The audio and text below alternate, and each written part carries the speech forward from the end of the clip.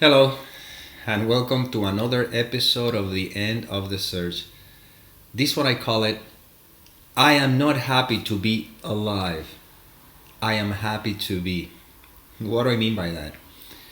A lot of times you may see people saying, God, I'm so happy to be alive. But if you don't pay attention, what they're really saying is, I am so happy to be bound. I am happy to be in prison. Because the experience of being a body is the experience of being in prison. You see?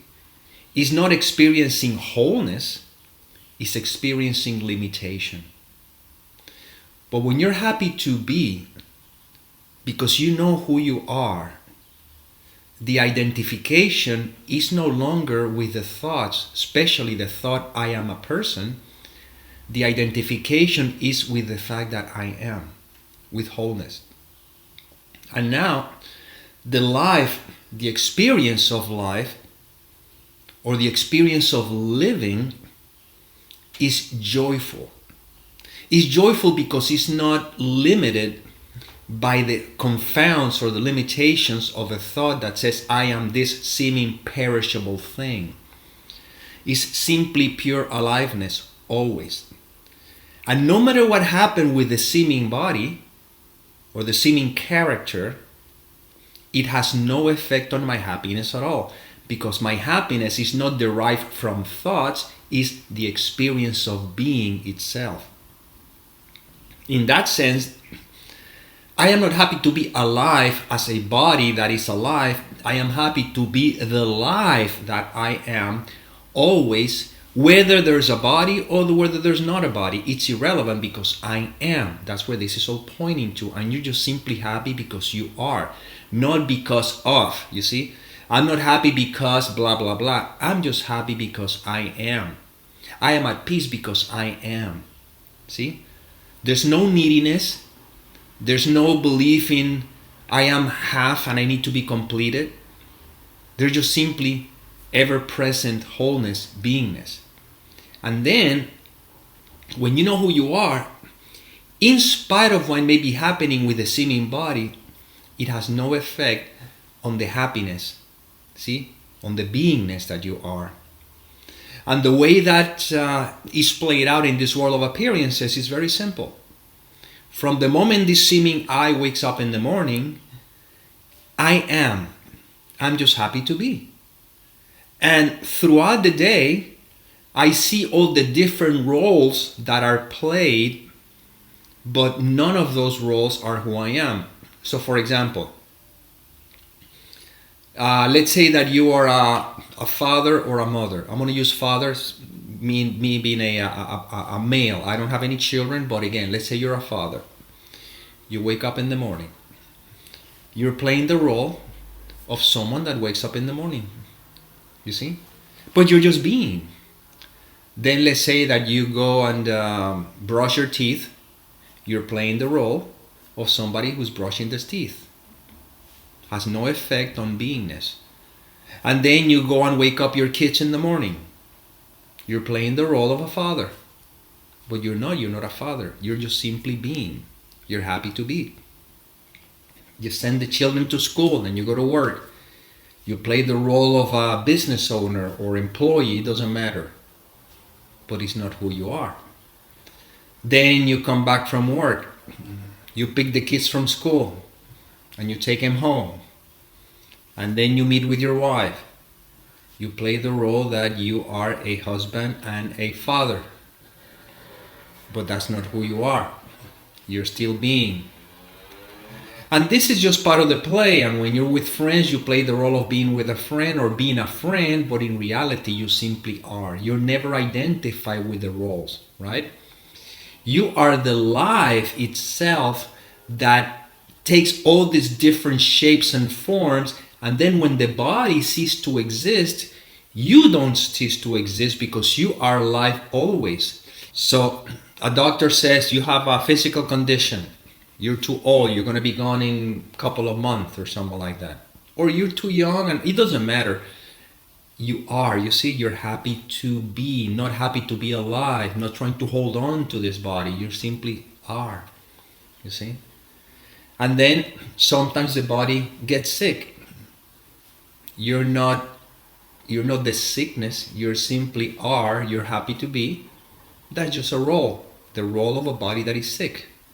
And then the body gets well. That's another role.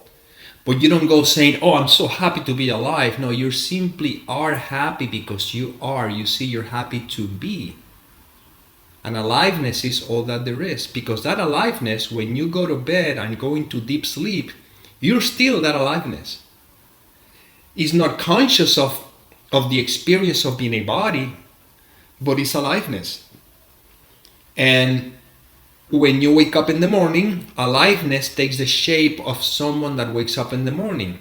When the body ceases to exist, aliveness simply keeps being aliveness, and it may take a different shape. Shape of a tree, shape of a turtle, shape of a body. You see? But what you are is that aliveness. And that aliveness is not limited by thinking. It's not limited by thought. You see? That's why when I see people saying, I'm so happy to be alive, they're holding on so much to this identity because that's the way to cover up the suffering underneath, the fear that I may be gone. But when you know who you are, where would you go? Where would the space go? Where will eternity go?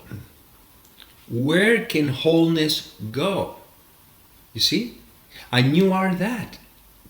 You are the wholeness that it may be taken for a moment the shape of a something. And that something thinks that it's alive, but that something is not really alive. That is a projection in the aliveness that you are. And the way we put this into practice without becoming esoteric, because I know this may sound too esoteric, is very simple. Everything you think you know about you is a thought. Everything you think you know about life is a thought. In other words, everything you think you know is a thought. And if you believe the thought, if you like the thought, you claim you're happy. But if you don't like the thought, you claim that you're unhappy. But if you don't believe the thought, you simply are. When you don't believe the content of the mind, you're still functioning the same. You still play the roles. You know, if you're a father, you take care of the children. If you're a mother, same thing. If you're a business owner, you'll take care of the business. If you're an athlete, you'll practice. If you're a musician, you'll play. You'll still play the same roles. Right now, I'm playing the role of somebody who's making a video, but that's not who I am. And you're playing the role of someone who's watching this video, but that's not who you are. You see? The roles are played, but the identification is no longer with the role, because what defines the role is a thought. How do I know that I am someone who's now making a video? Because a thought is suggesting that. Without that thought, what am I? I am. You see? So if you don't identify with the content of the mind, if you don't believe the thought, what remains? You see, this is not mumbo-jumbo, esoteric thing or foo-foo, whatever. No, this is very practical. If you don't believe any thoughts about who you think you are, about anything, what remains? Well, what remains is beingness. And that's why you're happy to be. I am happy to be. And I don't attach any other labels. I'm happy to be alive. No, I'm happy to be alive, but not alive in the sense that most people think the body's alive, that I am alive. No, I am happy to be. And the invitation here is to recognize the beingness that you are. So you recognize that you're happy to be no matter what, whether the body feels in one way or feels in the other way, whether you have a job or don't have a job, whether you have money or don't have money, whether you have a relationship or not have a relationship, whether you have this or that, whether you do this or that. It doesn't matter what seems to be happening in the world of appearances. You're happy because of the fact that you are. Not for any particular reason. Reasons comes from thoughts. Happiness is the background, is the substratum in which all seems to appear and disappear. And you are that. And right now, if you don't believe anything the content of the mind is trying to sell, you're being, right? Meaning you're happy.